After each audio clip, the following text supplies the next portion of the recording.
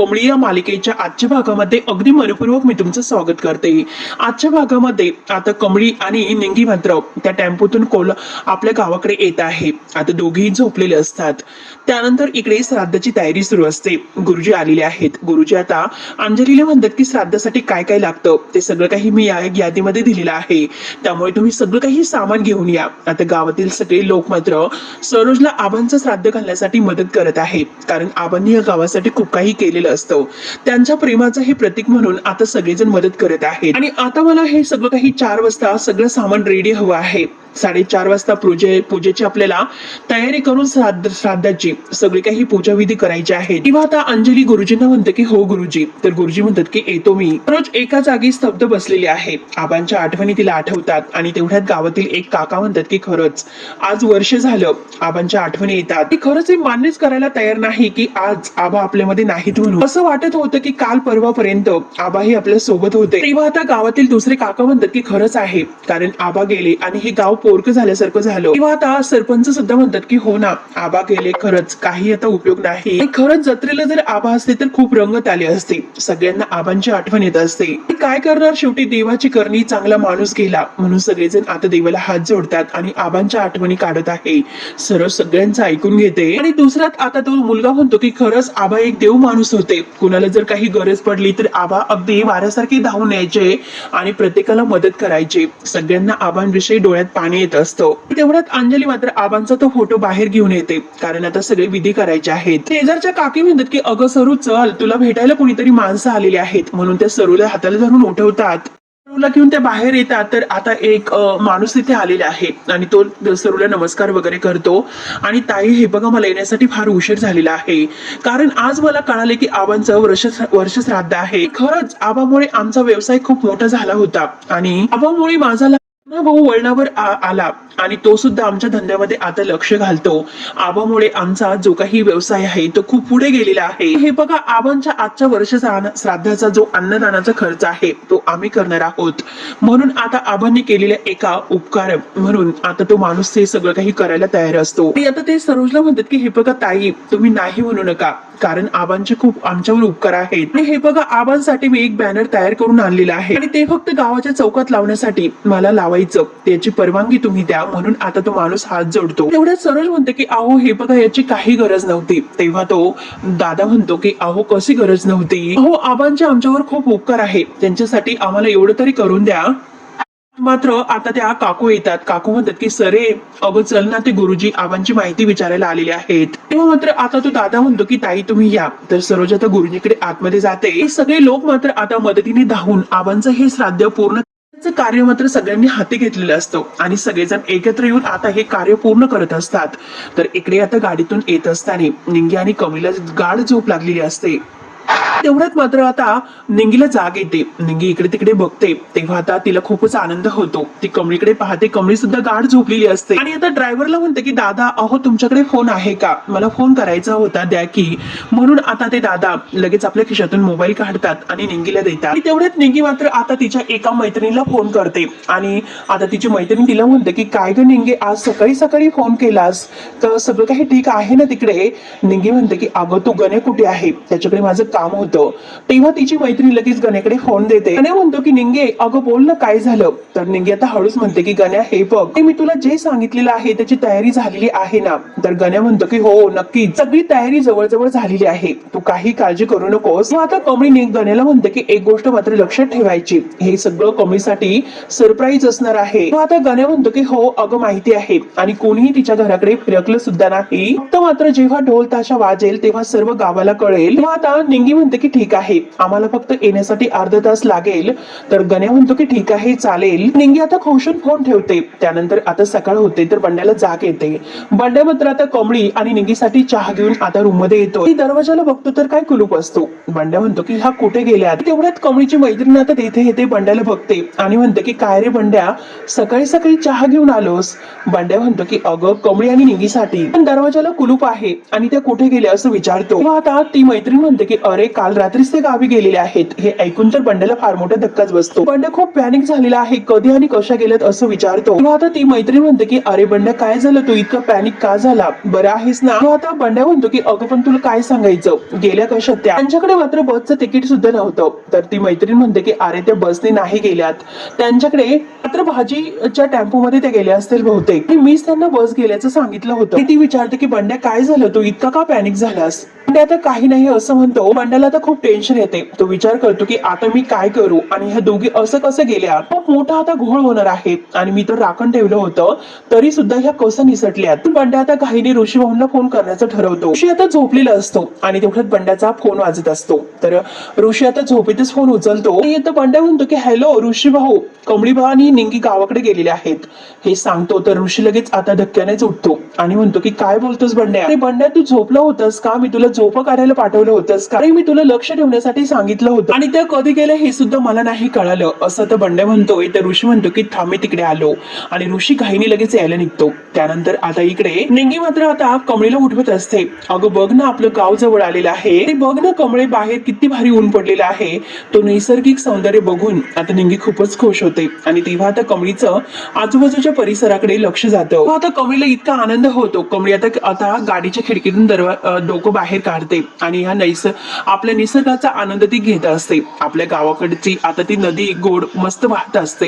हे सगळं काही आता कमळीला इतकं छान वाटतं. औषध मात्र ती निंगीला म्हणते की अगं निंगे, किती दिवसातून इतकं मोकळं वारं आता खायला मिळालं, बघ ना एकच नंबर वाटतंय. निंगी म्हणते की हो ना कमळे, बघ किती छान वाटतं आणि खरी मजा तर गावाकडे आहे. बघ आता आपण गावाकडे गेलो तर 1 महिना मात्र हलायचं नाही आणि मुंबईला जाण्याचं नाव सुद्धा काढायचं नाही. कमळी म्हणते की हो ग बाई, केव्हा एकदा आबांना जाऊन मिठी मारते असं मला झालेलं आहे. आबांना आणि आईला मात्र धक्काच बसेल आपल्याला असं अचानक आलेलं बघून. निंगी म्हणते की हो ना, ते आपल्याला बघून खूपच खुश होणार आहेत. दोघींचा आनंद गगनात मावेनासा होतो. इतकं छान दोघींना वाटत असतं. तेवढ्यात मात्र आता गाडी अचानक थांबते. तर आता कमळी विचारते की दादा काय झालं. तर ते ड्रायव्हर दादा म्हणते की काही नाही, टायर अचानक पंक्चर झालं, टायर बदलावं लागेल. तेव्हा आता निंगी डोक्याला हात लावते आणि म्हणते की अरे देवा आता आणखीनच वेळ लागेल. कमळी म्हणते की चल होईल लवकर, आता उतर खाली. म्हणून ते दोघी खाली उतरतात आणि कमळी आनंदाने मात्र आपल्या ह्या निसर्गाचा आनंद घेत असते.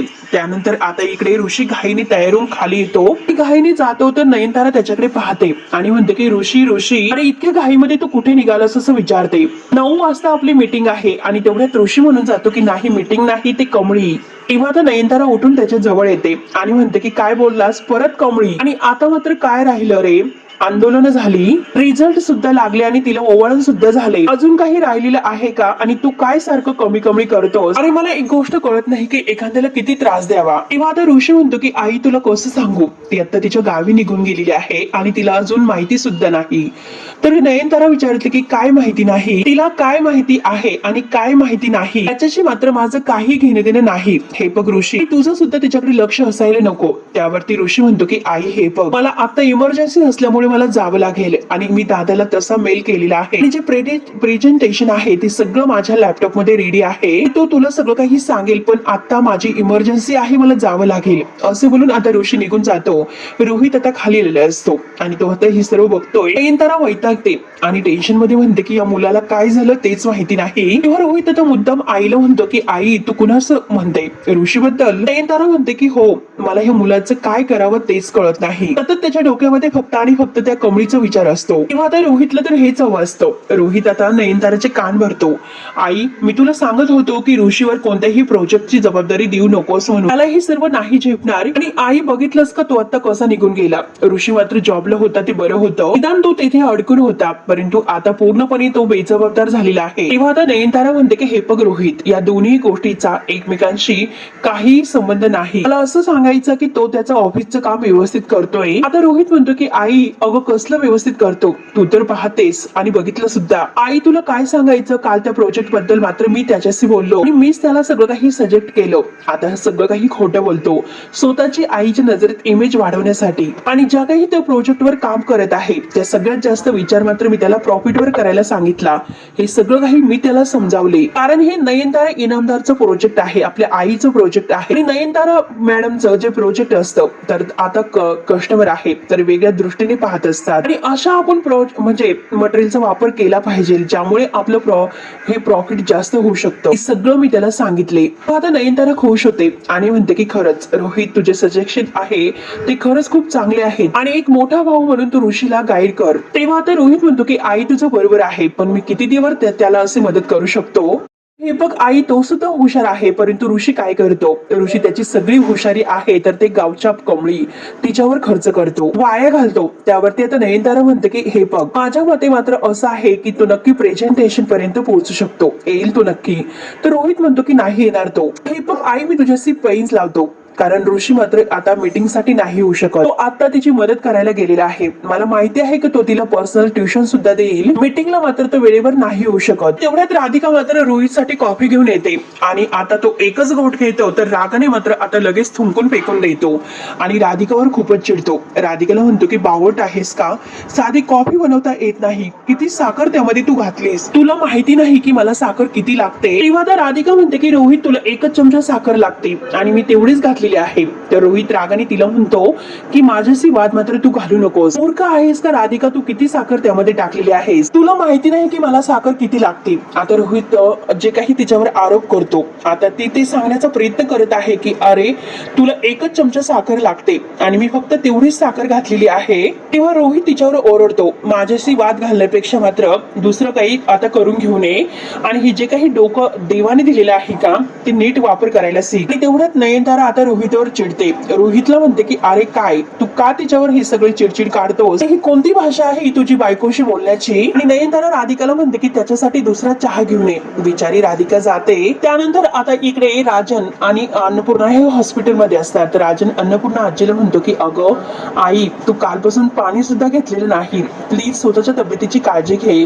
जर तुला काही झालं तर काय करायचं आहे. पण चहाचं सोड आता तू घरी जाऊन आराम करतेस का काल रात्रीपासून तू झोपलेली सुद्धा नाहीस. तेव्हा आता अन्नपूर्णा आजी म्हणते की नाही काही नको त्यांना बरं वाटेपर्यंत मी इथून नाही हलणार. राजन म्हणतो की आई हे बघ जर तुझ्या तब्येतीला काही झालं तर काय करायचं बरं. हे बघ राजन आता तिला सांगत असतो की तू घरी जा आराम कर तुझ्या तब्येतीची काळजी घे. त्यावरती अन्नपूर्णा आजी काही ऐकायला तयार नसते. माझ्या तब्येतीची मला काही गरज नाही कारण मला आता फक्त यांचं बरं होणं खूप महत्वाचं आहे. तेव्हा आता राजन म्हणतो की आई तू काही काळजी करू नकोस बाबा ही लवकरात लवकर बरे होतील. पूर्ण आजीच्या डोळ्यात पाणी येते. ती राजनला म्हणते की डॉक्टर म्हणालेत की 48 तास क्रिटिकल आहे त्यातील फक्त राजन 24 तास झालेले आहे मग काळजी तर वाटणार. तेव्हा राजनच्या डोळ्यात पाणी असतं. राजन आईला समजावतो की हे फक्त आई तू टेन्शन घेऊ नकोस पुढच्या 24 तासात बाबा खरंच बरे होतील आणि मग त्यानंतर आपण बाबांना घरी घेऊन जाऊ. तेव्हा आता दोघंही खूप रडत आहेत. त्यानंतर ऋषी आता घाईने बंड्याकडे येतो आणि आता बंड्या म्हणतो की अहो ऋषी भाऊ खरंच सॉरी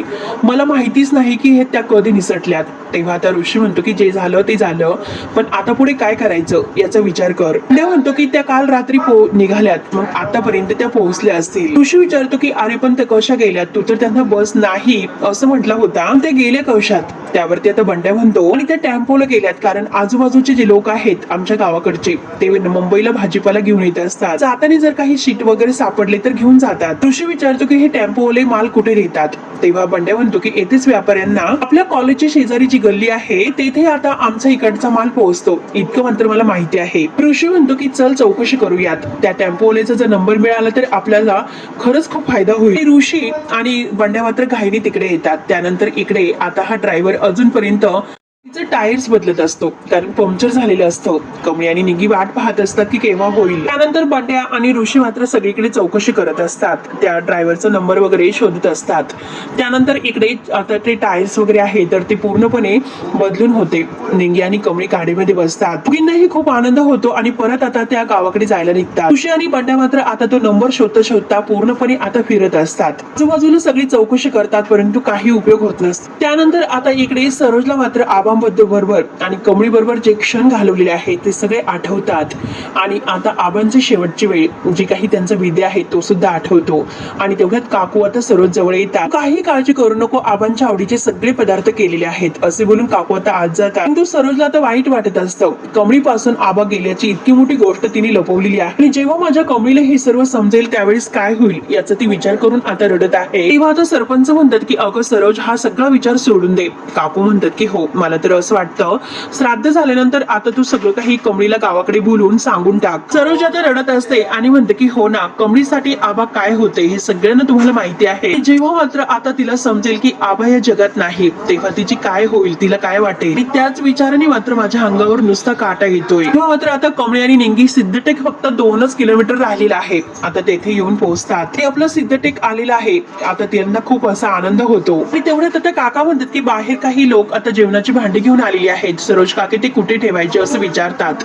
आणि तेवढ्यात आता सरोज म्हणते की मी तर काहीच मागवलं नव्हतं. आणि तेवढ्यात तो दादा परत येतो आणि म्हणतो की अहो मी तुम्हाला ताई मगाशीच विचारलं होतं, आबांच्या नावाने आम्हाला अन्नदान करायचं आहे कारण आबांचे आमच्यावर खूप उपकार आहेत. तेवढ्यात त्या माणसाला मात्र बॅनर आल्याचा फोन येतो. तेव्हा तो आलोच असे बोलून फोन ठेवतो. तो सरोजला म्हणतो की ताई मी तेवढं बॅनर लावून येतो. त्यानंतर मात्र इकडे नयनतारा मीटिंग साठी ऋषीची वाट बघत असते. तेवढ्यात रोहित येतो. रोहित आईला म्हणतो की आई चल लवकरात लवकर मीटिंग साठी फॉरेनचे क्लायंट येतात, आपण जाऊया. तर नयनतारा म्हणते की आय नो, परंतु ऋषी कुठे आहे. रोहित म्हणतो की आई मी तुला अगोदर सांगितलं होतं की ऋषी खरंच येऊ शकत नाही वेळेवर. तेव्हा नयनतारा म्हणते की अरे ऋषी नाही आला तर प्रेझेंटेशन कोण देणार आहे. रोहित म्हणतो की आई तू असं का करतेस, आपण दोघं देऊयात. तसंही सगळ्या आयडियाज माझ्याच आहेत, मग आपण जर प्रेझेंटेशन दिलं तर काय हरकत आहे बरं. आई मी तुला खरंच एक गोष्ट सांगू का, ऋषी जे काही वागतो ना ते खरंच मला नाही आवडत आणि ऋषी खरंच नीट वागत नाही. तर नयनतारा म्हणते की तो म्हणतो ते एकदम बरोबर आहे, ऋषीचं वागणं खरंच मला सुद्धा नाही आवडत. आणि ते दोघं काही मीटिंगला येतात.